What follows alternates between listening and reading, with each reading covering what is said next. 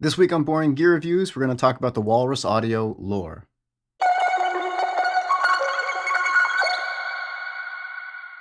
Walrus Audio has been around since 2011, and they're a pedal company based out in Oklahoma City. And fairly recently, they put out the Lore.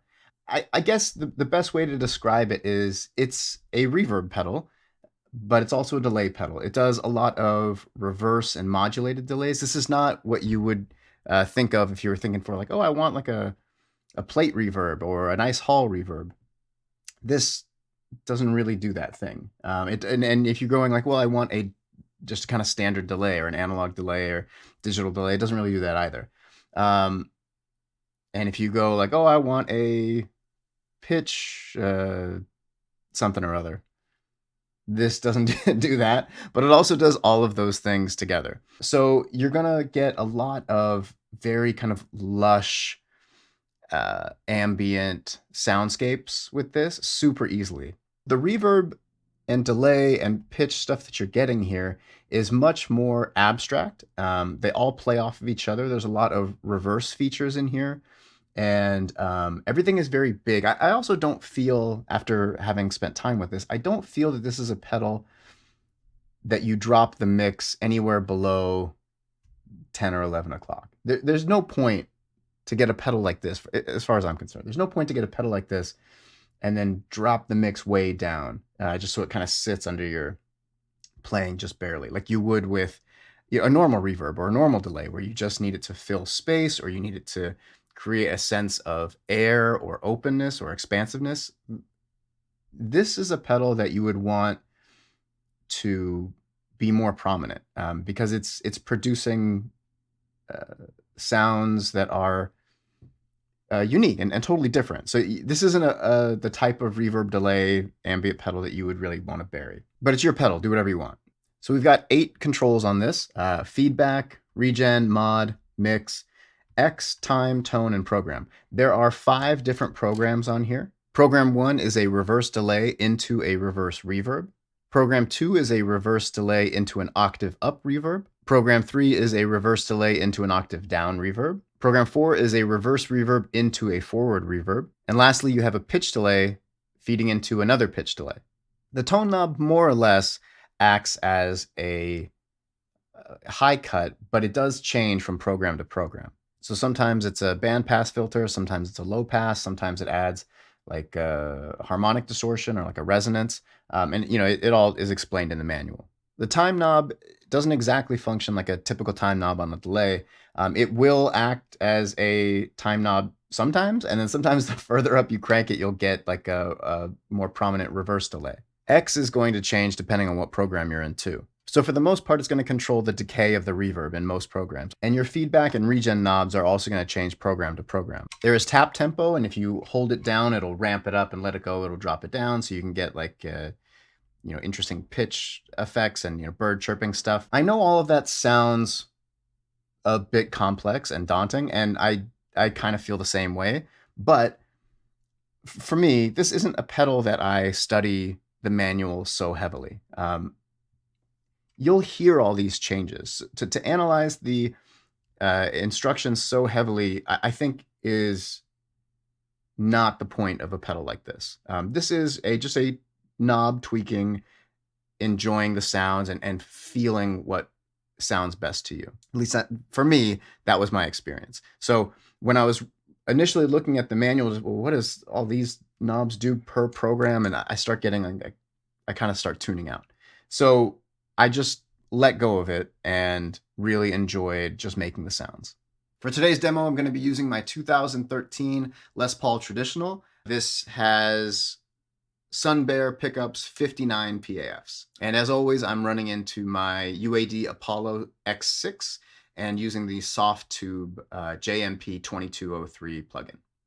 All right, so for this first clip, I'm going to be using program 3, which is the reverse delay going into the octave down reverb. And then halfway through the clip, I'm going to switch to program 1, which is the reverse delay into the reverse reverb.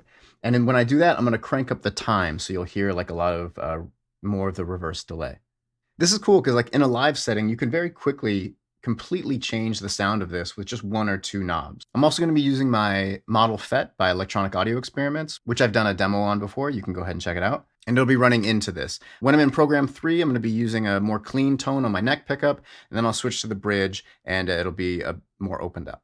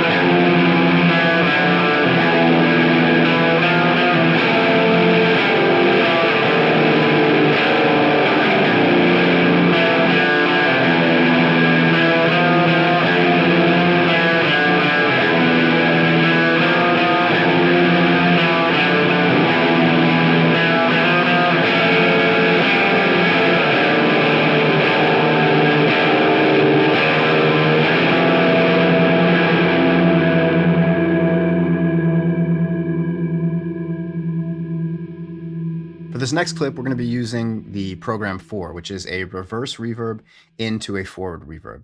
And I'm going to have them mix all the way up. I think that with this pedal, I think this setting is my favorite. It gives a very haunting, cinematic tone and feel.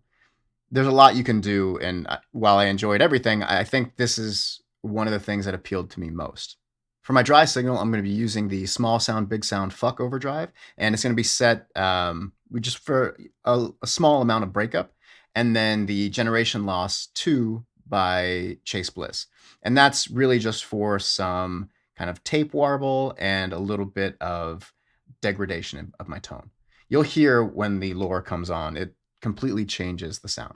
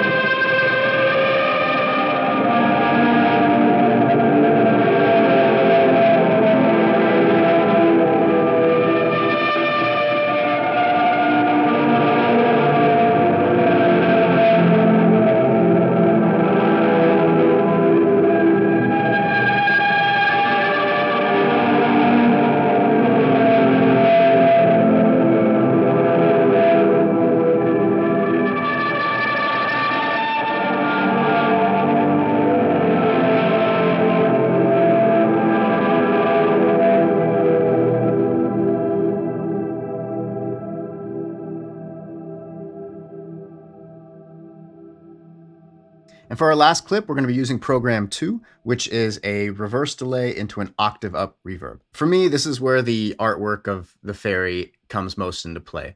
It definitely has this sound of very kind of playfulness that you get in a shimmer reverb, but it's also very kind of wide and ethereal. It sounds great. I'm going to be using just the guitar right into the amp sim, the JMP 2203, which is a JCM 800.